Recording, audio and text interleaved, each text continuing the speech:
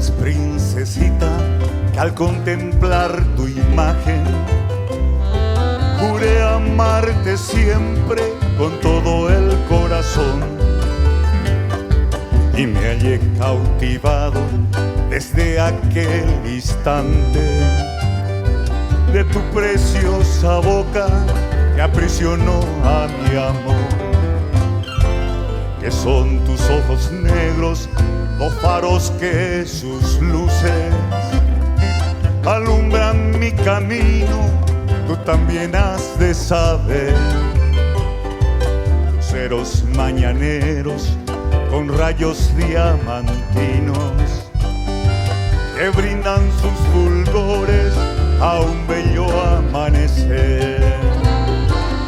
Bella virgencita amada, como quisiera besar esa tu boca de miel que es de un rico fontanal, y ese tu negro lunar que tienes en la mejilla, que es una maravilla, me embelezo al contemplar.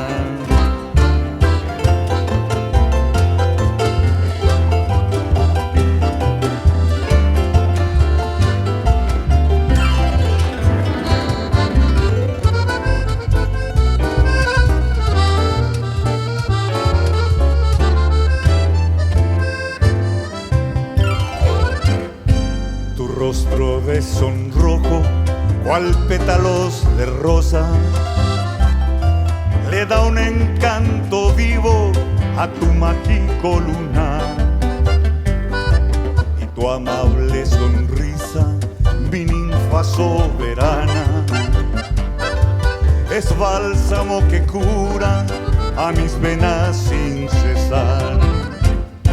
Quiera Dios que mañana de corazón unido y en nuestro destino con mucha felicidad.